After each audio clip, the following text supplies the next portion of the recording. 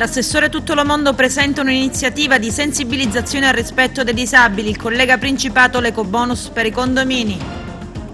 Linea dura contro chi ha scavalcato il turno per avere la prima dose del vaccino, esclusi dai richiami i furbetti. Per l'associazione Mani Libere la statua di Camilleri in via Atenea non è a norma perché non sono passati 10 anni dalla sua morte. San Biagio Platani, sciolto per mafia, non potrà votare alle prossime elezioni. Non è stato inserito dal governo regionale tra i comuni chiamati alle urne.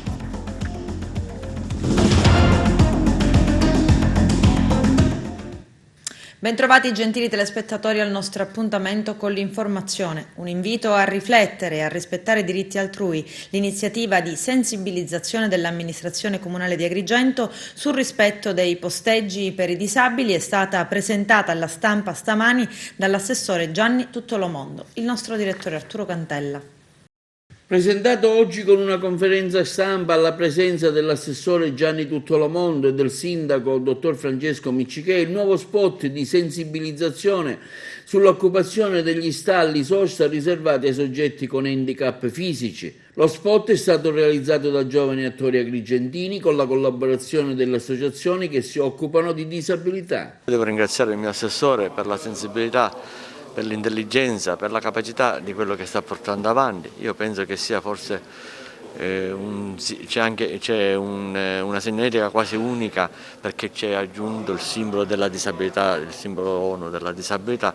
Penso che questo sia un segnale fortissimo e sta anche a significare una certa maturità che questa amministrazione comunale sta acquisendo anche nei confronti della disabilità. Abbiamo organizzato diversi stalli in tutta la città e voluto proprio dal mio assessore, devo dire con un massimo impegno, quindi adesso penso che sia doveroso dare la parola anche a lui. Questa iniziativa diciamo che parte dal mio tavolo tecnico che ho voluto creare, che appunto facendo squadre con le associazioni, che da questo credo che è dato una grandissima squadra, che in quanto questa cartellonistica che voi vedete, che è unica nel suo genere per quanto riguarda i simboli, questo spot va ancora ad aggiungersi a questa iniziativa in quanto le persone devono immedesimarsi nel problema, in quanto non dobbiamo fermarci nel posto dei disabili, a meno che non abbiamo un disabile a bordo. Però voglio anche sensibilizzare chi ha il pass per disabili, ovvero gli accompagnatori, che devono usare quel pass se il disabile non è a bordo. Quindi questo è anche un altro messaggio che io voglio mandare alla città. Spesso si fa un abuso, insomma, di questo pass. Sicuramente non è una tematica cara, perché io vivo il problema che è prima persona e quindi so cosa vuol dire questo problema, perché in quanto un minuto appunto per un disabile può essere davvero tanto tempo. Quando partiamo vengono dovuti al panificio, quindi dobbiamo riflettere, la città deve riflettere che gli altri sono importanti come tutti. Spesso gli stalli vengono occupati anche da macchine che non c'entrano niente, insomma. Beh, sicuramente in ogni città io ho avuto dei problemi di questo senso, e qui ad Agrigento stiamo cercando di portare questa cultura del rispetto verso chi soffre, chi ha un problema, e quindi grazie anche al comandante di Giovanni abbiamo intensificato i controlli da questo punto di vista. Ecco, la città che tipo di risposte sta dando? Qua la città credo che stia dando risposte importanti, che quando i posti ora vengono molto più rispettati. Ovviamente c'è sempre quello che sbaglia, però cercheremo che questo di portarla come culturalmente, portarla in città. Grazie. Ma piano piano si continua a sviluppare questa cultura verso questo settore. Ma credo che sia importante portare la cultura appunto del rispetto, perché è importante che le regole esistono per rispettarle, quindi che è giusto rispettarle.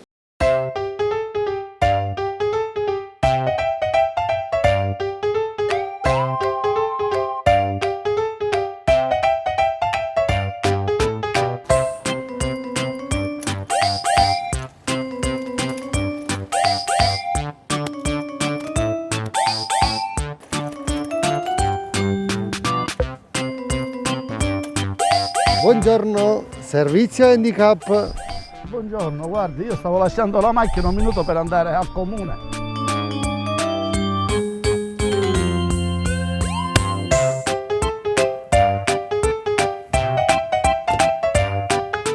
Ma che sta facendo? Ha il cartellino per posteggiare qua? No, non ce l'ho il cartellino. E allora, se vuoi stare qui però ti devi prendere anche questa. Se ti prendi il posto, ti devi sedere anche qui. Ma perché che cosa c'è? Come, che cosa c'è?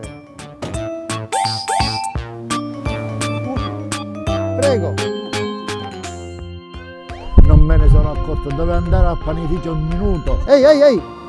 Hai dimenticato l'handicap. Cosa ho dimenticato? Se posteggi qui, devi portarti anche l'handicap. Addirittura. Sì, prego, siedi, dai. Così ti do pure una carezzina. La levo la macchina, mi devi scusare. Se la vuoi lasciare qui ti accompagno, dai. No, scusami, no, non è corretto. Mi devi perdonare. E allora sei bravissimo. Ciao, buona giornata. E non lo fare più, mi raccomando, Ti guardo a vita.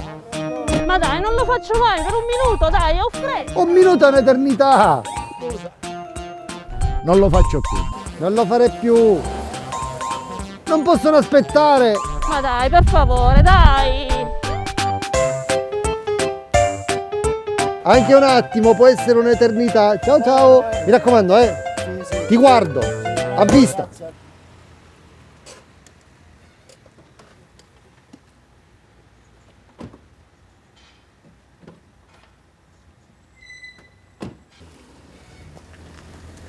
Grazie per questo segno di civiltà. Buona giornata. Il parcheggio è libertà e autonomia. Volevi sostare solo per un attimo? Per te è un attimo, per me è un'eternità. Il mio parcheggio! Vuoi il mio parcheggio? Prendi il mio handicap. L'essere stupidi non è un handicap. Parcheggia dove? Parcheggia altrove. Tu puoi fare 100 metri in più. La disabilità non ci rende diversi, ma straordinariamente normali. Facciamo attenzione. Cresta sui biglietti dell'autobus e le arbitrarie deviazioni dei tragitti dei mezzi di linea. Il pubblico ministero Paola Vetro ha chiesto il rinvio a giudizio per le accuse di truffa aggravata e interruzione di pubblico servizio nei confronti di altrettanti autisti della società Trasporti Urbani Agrigento, accusati di aver fatto la cresta sulla vendita dei biglietti e di aver deviato il percorso degli autobus per proprie esigenze personali. La denuncia arriva agli autisti proprio dalla stessa ditta del trasporto pubblico locale, che ha ingaggiato un investigatore privato per verificare presunti abusi e ruberie che sarebbero stati commessi nella vendita dei biglietti e che, secondo quanto ipotizzato dal PM, si sarebbero proiettati per 7 mesi. La vicenda è sfoggiata in numerose contestazioni aziendali prima e nei licenziamenti poi. Il percorso processuale però ha portato finora all'accoglimento delle tesi dei dipendenti. La Procura adesso ha chiesto il rinvio a giudizio e l'udienza preliminare si celebrerà il 17 febbraio davanti al GUP Alessandra Bella. Ecobonus condomini, cos'è e come funziona? L'assessore principato del Comune di Agrigento lo spiega al microfono del nostro direttore Arturo Cantella. L'ecobonus sta andando bene, so che diversi palazzi, insomma diversi condomini sono interessati a questa misura. Sì, molti condomini sono interessati, ovviamente tutti hanno usufruito di questa possibilità che c'è, vivono oggi una difficoltà fondamentale che è quella che il superbonus richiede, cioè il fatto che l'abitazione che è soggetta al superbonus deve essere ovviamente garantita nella sua efficienza in termini anche di concessione, quindi se manca la concessione edilizia, per dire la pratica dell'edilizio è una pratica di sanatoria inevasa, quella oggi è un difetto e quindi non dà l'accesso al superbonus nonostante ci sia la disponibilità anche da parte dell'utente di voler pagare. Quindi in quest'ottica stiamo cercando di sbloccare quello che è un processo di sanatoria che purtroppo era fermo per un progetto che era andato tempo fa indietro, svuotandosi anche un pochettino le persone che hanno partecipato alle sanatorie all'interno dell'ufficio, si è creato un po' un rallentamento che si è rafforzato soprattutto nel 2020. Ecco, come sanatoria, non so se ha già lei un dato su quante sono ancora in evase. Parliamo delle vecchissime sanatorie, sono passate oltre 20 anni credo, no? Ci sono oggi circa 5.000 pratiche ancora di sanatoria da evadere E su quelle stiamo attivando un processo, è un processo che è partito ovviamente da ottobre, siamo già addirittura d'arrivo. L'intenzione è quello di creare delle manifestazioni di interesse verso l'esterno perché, ripeto, si sono svuotati gli uffici comunali, l'accesso al prepensionamento e alle pensioni per la quota 100 ha purtroppo peggiorato un pochettino la situazione. Su quello ci stiamo lavorando, poi vi daremo maggiori aggiornamenti, ma non siamo tanto lontani dal traguardo. La statua dedicata ad Andrea Camilleri ad Agrigento è fuori dalle regole previste. A lanciare il sospetto è il movimento Mani Libere attraverso il suo presidente Giuseppe Di Rosa, che punta il dito rispetto all'opera collocata dall'amministrazione Firetto. Di Rosa fa in particolare riferimento alla legge con cui si stabilisce che nessuna strada o piazza pubblica può essere denominata a persone che non siano decedute da almeno 10 anni e nessun monumento, lapide ed altro ricordo permanente può essere dedicato in luogo pubblico o aperto al pubblico a persone che non siano decedute da almeno 10 anni.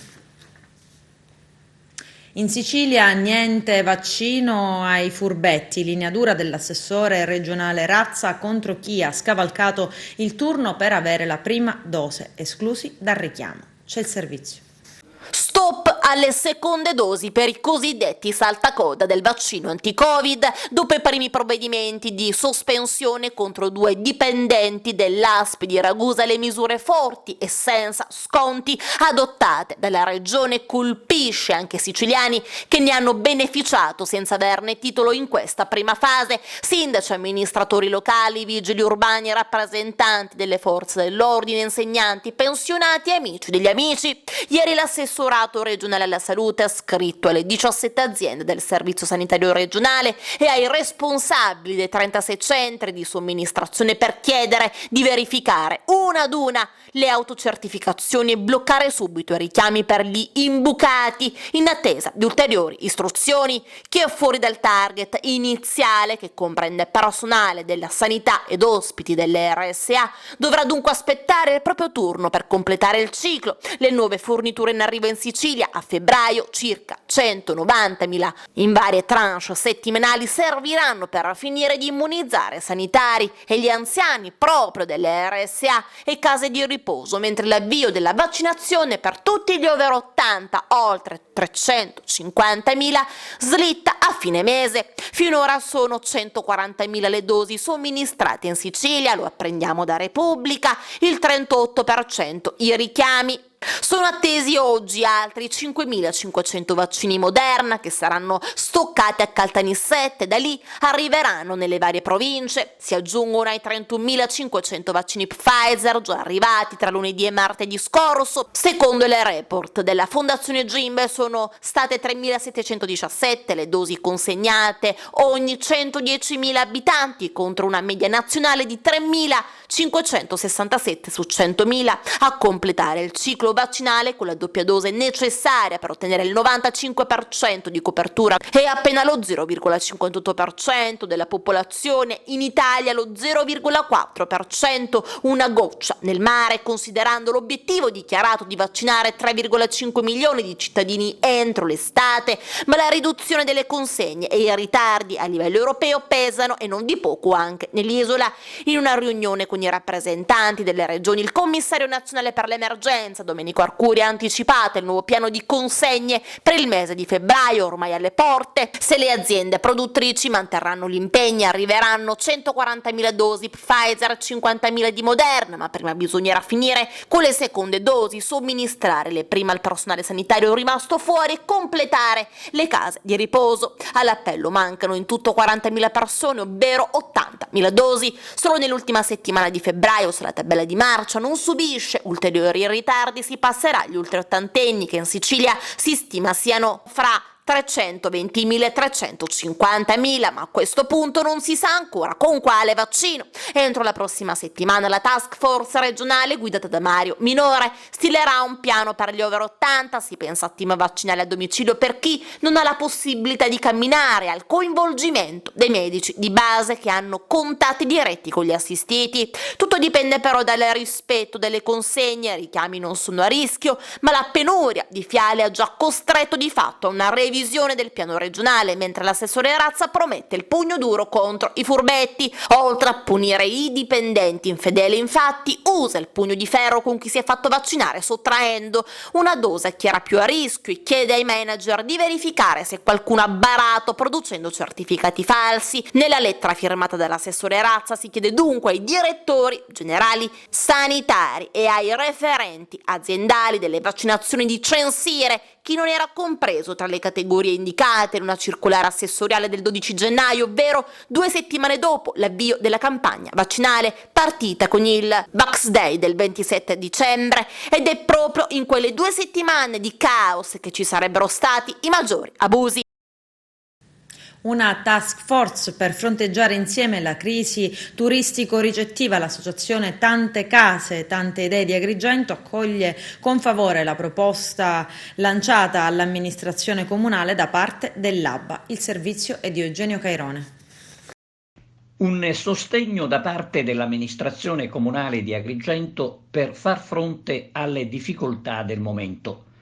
Lo chiede l'associazione Tante Case, Tante Idee, presieduta da Domenico Vecchio, che accoglie la presa di posizione dell'associazione ABBA.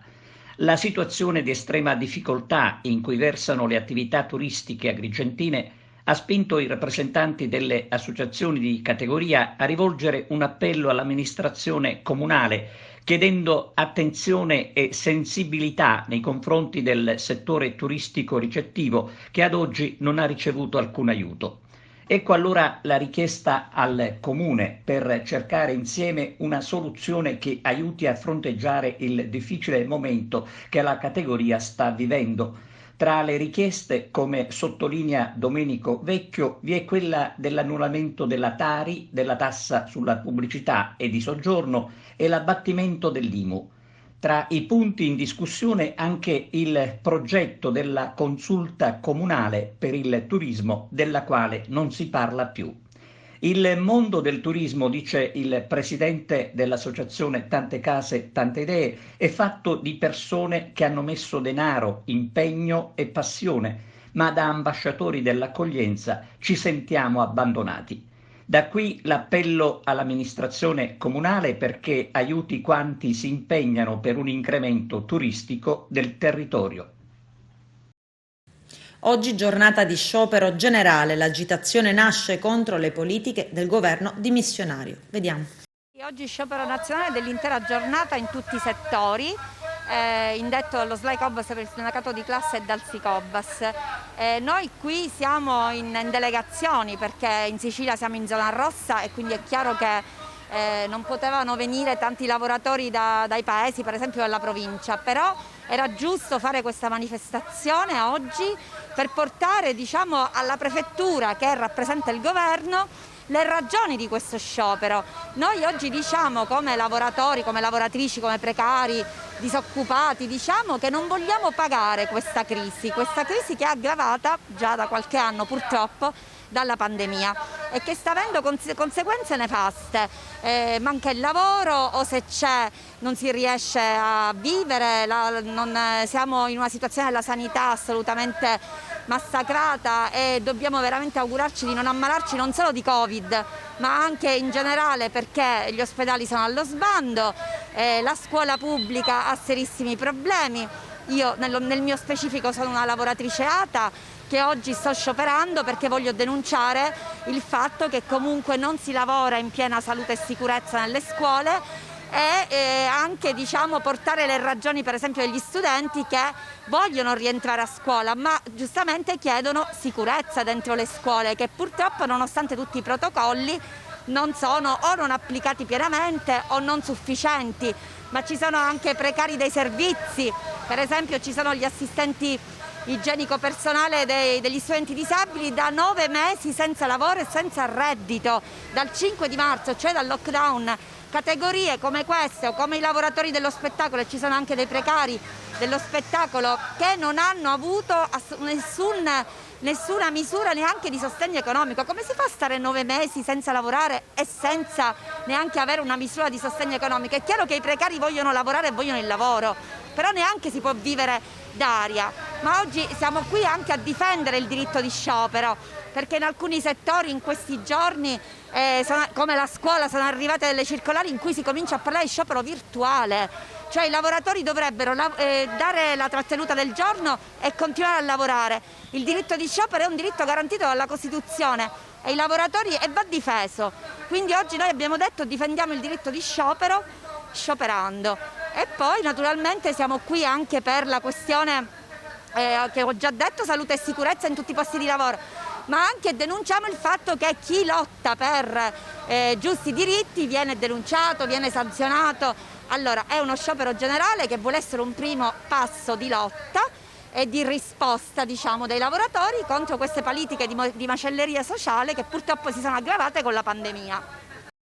Il governo Musumeci si ostina ad impedire lo svolgimento delle elezioni nei 2 comuni siciliani sciolti per mafia, San Biagio Platani e Vittoria. Siamo di fronte ad una decisione gravissima che non permette ai cittadini di scegliere l'amministrazione locale. Presenterò un esposto alle autorità competenti per verificare se si configura il reato di abuso d'ufficio da parte della giunta regionale. Lo dice Nello Di Pasquale, parlamentare regionale del PD. In Sicilia il governo Musumeci avrebbe dovuto fissare le elezioni per i comuni di Tremestieri, dove il voto era stato sospeso dallo stesso governo regionale a causa di un'indagine in corso, e per San Biagio Platani e Vittoria sciolti per mafia. Per Tremestieri è stata fissata la data del 14 e 15 marzo per il primo turno delle elezioni amministrative. Sul voto a San Biagio Platani e Vittoria, aggiunge Di Pasquale, il governo Musumeci ha cambiato idea, spostando le elezioni a data da destinarsi, adducendo la necessità di avere indicazioni dal governo nazionale, fingendo, prosegue Di Pasquale, di non sapere che lo stesso con DPCM del 14 gennaio ha specificato che i comuni sciolti per mafia devono votare entro il 20 maggio 2021. Resta in carcere Pietro Monreale, il 19enne arrestato con l'accusa di aver ucciso la fidanzata Roberta Siragusa. C'è il servizio. Resta in carcere Pietro Monreale, il 19enne arrestato con l'accusa di aver ucciso la fidanzata 17enne Roberta Siragusa e di averne bruciato il corpo. Il GIP non convalida quindi il fermo, ma applica nei confronti del giovane la custodia cautelare. Nella mattinata di ieri, 28 gennaio, si è tenuta l'udienza di convalida del fermo di Pietro Monreale. Il GIP si è poi ritirato in Camera di Consiglio per decidere. La Procura di Termini Imerese aveva chiesto, oltre alla convalida del fermo, l'applicazione della custodia cautelare in carcere, mentre la difesa aveva chiesto gli arresti domiciliari. Il ragazzo non ha risposto al giudice, secondo quanto si apprende dalle cronache sarebbe scoppiato in lacrime durante l'udienza. Il 19enne si è sempre detto innocente. La Procura di Termini Imerese ha anche depositato agli atti dell'udienza la testimonianza del fratello della fidanzata di Monreale. Il giovane ha detto ai magistrati che nel garage delle abitazioni a Caccamo c'era la Vespa della sorella. Dopo essere stato arrestato, l'imputato aveva raccontato agli inquirenti che la ragazza si sarebbe gettata addosso della benzina a seguito di una lite e che portava con sé in auto la bottiglia con la benzina perché serviva per il motorino della ragazza. Le chiavi di Roberta Siragusa sono state trovate dai carabinieri vicino al campo sportivo di Caccamo. Il particolare che confermerebbe che la ragazza è stata uccisa vicino al campo sportivo e poi portata in fondo al dirupo in cui è stata trovata viene riportato nell'ordinanza con cui il GIP ha disposto il carcere per il fidanzato della vittima Pietro Monreale, accusato del delitto. Vicino al campo sportivo, scrive il GIP, sono stati repertati una serie di oggetti e di tracce estremamente significativi, tra essi in un cumulo di oggetti dati alle fiamme e non del tutto arsi è stato rinvenuto anche un mazzo di chiavi. Una foto del mazzo di chiavi parzialmente bruciato ma integro, conclude, è stata mostrata ai familiari di Roberta che hanno prima descritto le chiavi di casa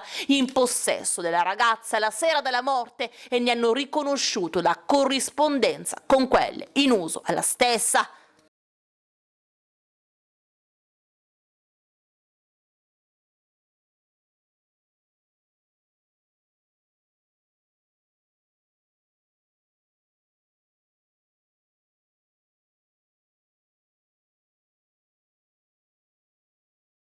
Proseguono i webinar di eccellenza in digitale, la nuova edizione del progetto di Unioncamere supportato da Google. L'obiettivo è aiutare le imprese a far crescere le competenze dei propri lavoratori. Arturo Cantella.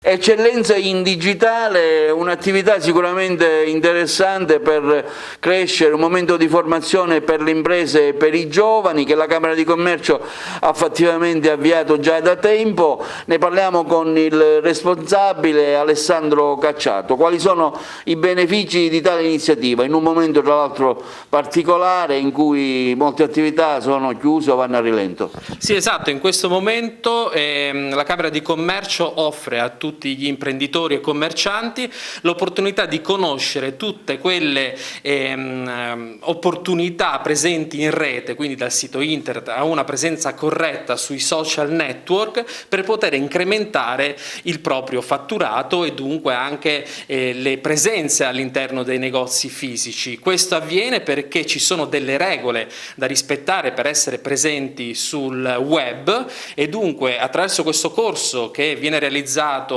da Unioncamere e da Google.org, attraverso le Camere di Commercio territoriali, noi cerchiamo di supportare quelle che sono le attività degli imprenditori nel web.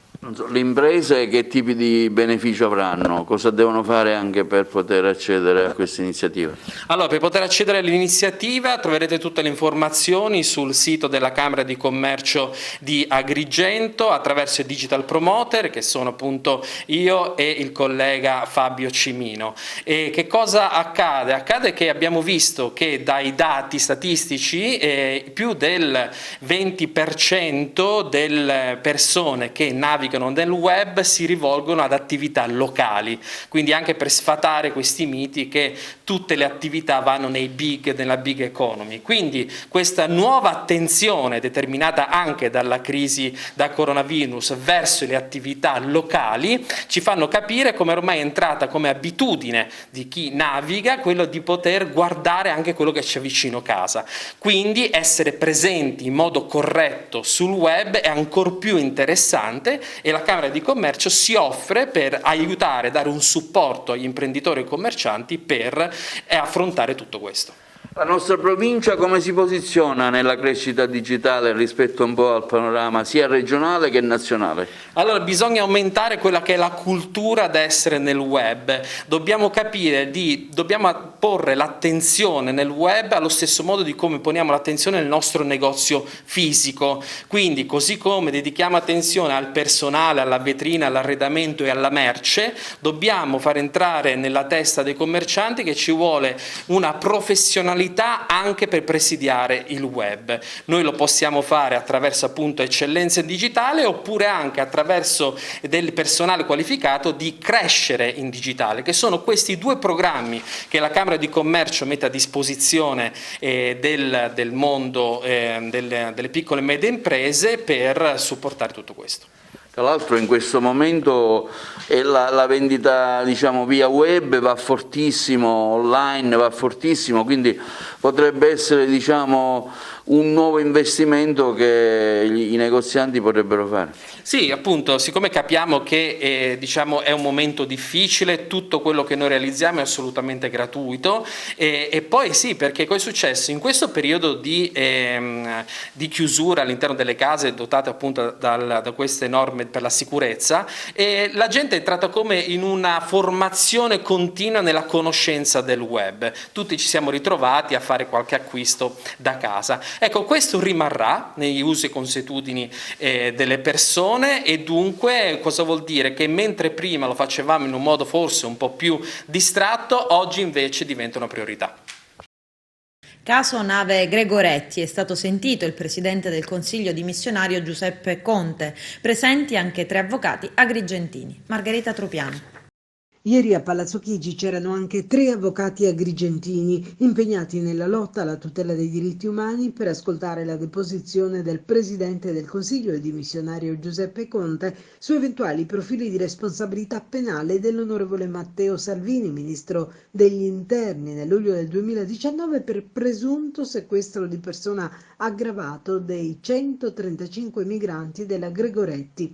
Il processo, ricordiamo, ha visto Legambiente costituirsi parte civile. Fanno parte del collegio difensivo infatti gli avvocati Daniela Ciancimino del Foro di Agrigento, Giuseppe Nuara e Linda Ardizzone di Agrigento, il primo, di Menfi la seconda, con alle spalle già diverse esperienze in diritto internazionale e status giuridico dei rifugiati.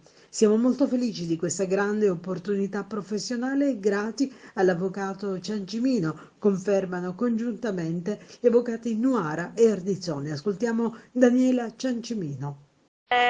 Siamo tutti insieme, abbiamo costituito una sorta di collegio difensivo, faremo delle produzioni stamattina, produrremo delle lettere della corrispondenza tra Conte e Salvini. Che è scritto in queste lettere fra... C'è la corrispondenza tra Conte e tra il Presidente Conte e il Ministro dell'Interno Salvini in occasione del successivo evento SAR, caso della Open Arms, che poi sarebbe successo dopo 15 giorni da quello della Gregoretti, e sono una serie di lettere molto indicative delle posizioni prese, delle distanze prese, ma ne parleremo dopo perché chiederemo al Presidente Conte di spiegarci anche lui, al di là del testo letterale delle parole, il senso della posizione che lui aveva preso, se c'erano delle distanze, se c'erano delle convergenze, e nell'interesse delle parti civili che noi rappresentiamo, anche perché in questo processo dove l'accusa non c'è, il pubblico ministero non c'è, nel senso che già ha espresso una posizione di non luogo a procedere sostanzialmente. Intanto, ieri in udienza, il Premier ha confermato che l'indirizzo politico, quello di coinvolgere preventivamente l'Europa nella redistribuzione dei migranti soccorsi nel Mediterraneo, era condiviso dal governo e le decisioni sugli sbarchi erano di competenza del Ministro dell'Interno. Adesso c'è la pubblicità, a tra poco, vi aspetto. Iniziativa all'Istituto Superiore Sciascia di Agrigento per non dimenticare la Shoah. Vediamo. In occasione del Giorno della Memoria, oggi le classi quinte dell'Istituto Tecnico Economico e Tecnologico Leonardo Sciascia, diretto dalla dirigente scolastica Patrizia Marino, hanno incontrato gli alunni del liceo ebraico Renzo Levi di Roma, accompagnati dal professore Emanuele Levi Mortera.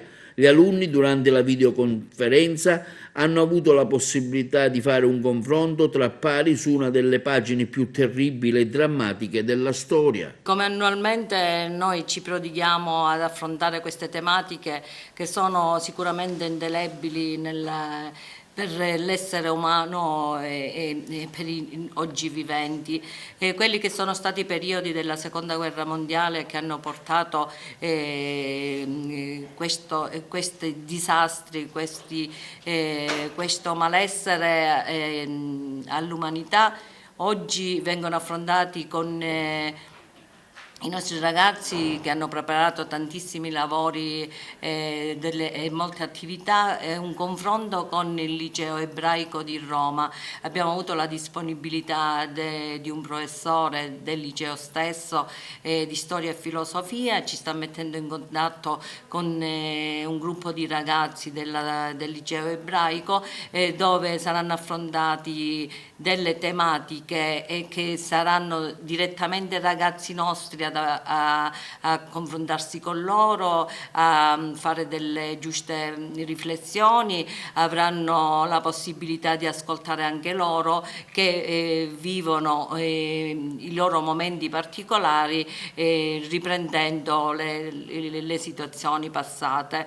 Sicuramente sono ragazzi del popolo ebraico e che magari sono nati, cresciuti e hanno vissuto e vivono tutt'oggi le storie dei loro antenati.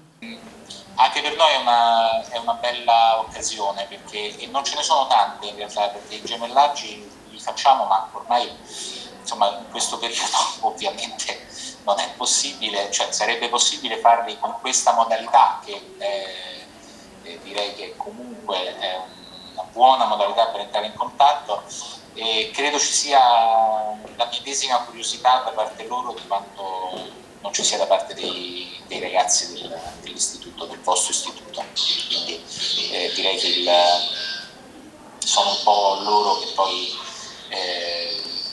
devono, se vogliono, chiaramente mettersi a confronto e dialogare. Intanto la scuola riaprirà i battenti, quali novità possiamo comunicare a chi ci vede? Riapriremo, ritengo, il 1° febbraio, questo è previsto, però ora vediamo l'ultimo decreto che uscirà, perché il Presidente Musumeci diceva di alcuni posti in particolare che saranno zone rosse.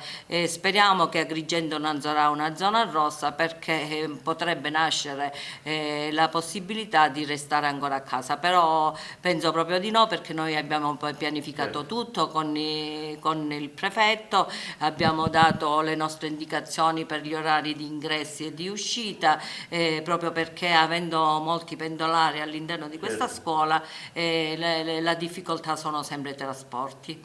Casolare confiscato, il figlio latitante del boss Badalamenti lo rivuole e indagano il sindaco di Cinisi. Vediamo. Come lo commentiamo questo evento alto e nobile di Stato, di istituzione, di legalità? Mi sembra che lei sia stato sin troppo buono, alto e nobile mi sta benissimo, in realtà penso che sia una bontà sua, perché è un atto normale, un bene confiscato alla mafia, confiscato all'ex boss di Cinisi Gaetano Badalamenti, non poteva che essere assegnato a Casa Memoria, a Giovanni Impastato, a Luisa Impastato. E questo a prescindere da tutte le polemiche che lasciano il tempo che trovano. Bisogna andare avanti con una lotta alla legalità che sia seria, concreta, priva di polemiche e fatta di gesti che siano facilmente visibili e utili realmente nella quotidianità. L'assegnazione del bene a Casa Memoria consentirà una quotidiana attività di natura culturale contro il fenomeno criminale organizzato. Quest'estate abbiamo assistito a un gesto quasi di prepotenza, di sfida, rompere i lucchetti e appropriarsi di qualcosa che ormai non poteva essere più suo. Io quello lo considero un gesto dalla modalità mafiosa, né più né meno.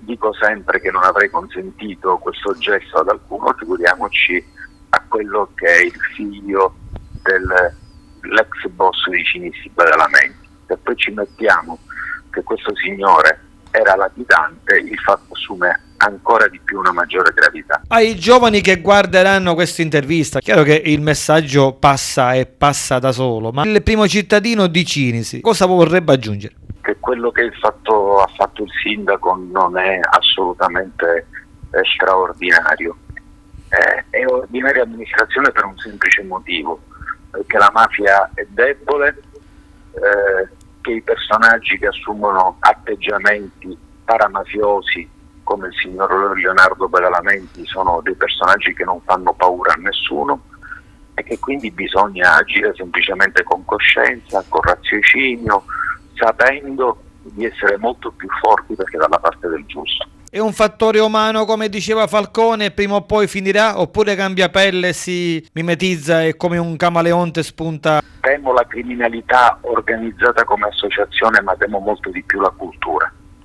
mafiosa. Finirà prima la criminalità organizzata, non so quando, ma finirà. Dopo, solo dopo finirà la cultura mafiosa. A mio avviso è la battaglia più dura quella di cambiare la cultura mafiosa. Grazie sindaco, grazie davvero di cuore. Grazie veramente a voi. Per le virtù eroiche padre Vinti di Grotta e venerabile Enzo Di Natali interviene sul decreto promulgato da Papa Francesco. Vediamo. Padre Vinti dichiarato venerabile, un evento sicuramente che merita un'ampia informazione.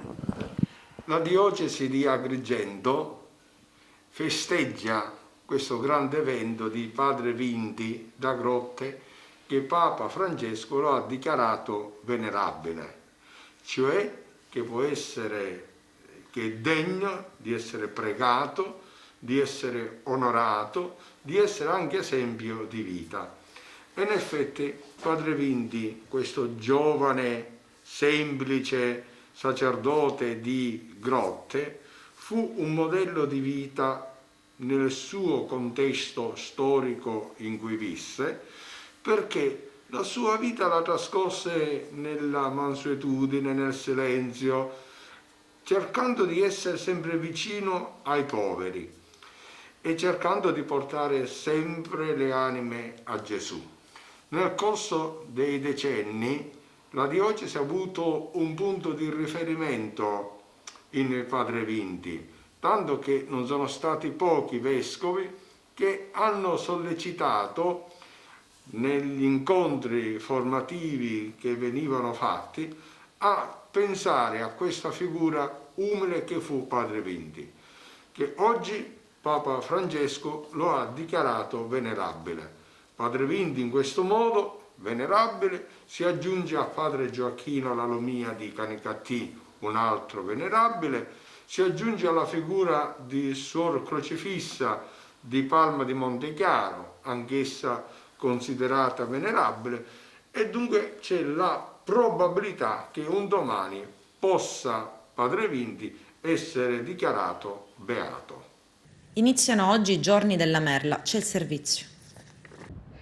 Iniziano oggi i giorni della Merla 2021. Secondo la tradizione popolare, il 29, il 30 e il 31 gennaio sarebbero le giornate più fredde dell'anno. Tuttavia, le statistiche meteorologiche dicono che dopo la prima decade di gennaio, i primi 10-15 giorni, si osserva una tendenza all'aumento della temperatura e anche quest'anno i dati lo confermano.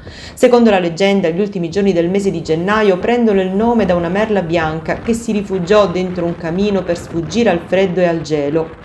Dopo 3 giorni l'animale uscì dal comignolo completamente nero e da allora tutti i merli sono neri. Diverse sono le storie diffuse sull'origine di questo nome e sul motivo per cui tali giorni vengono considerati i più freddi dell'anno. Se la versione più conosciuta è quella della leggenda della merla dallo splendido e candido piumaggio bianco che diventò nero, altre storie narrano del fiume Po, tradizionalmente in questi giorni gelato, che permise il suo attraversamento a piedi sul ghiaccio ad un cannone chiamato Merla o ad una nobile signora di Caravaggio nominata dei Merli. Oltre a queste leggende bisogna ricordare che, sempre secondo la tradizione, la merla influisce sull'andamento delle stagioni successive.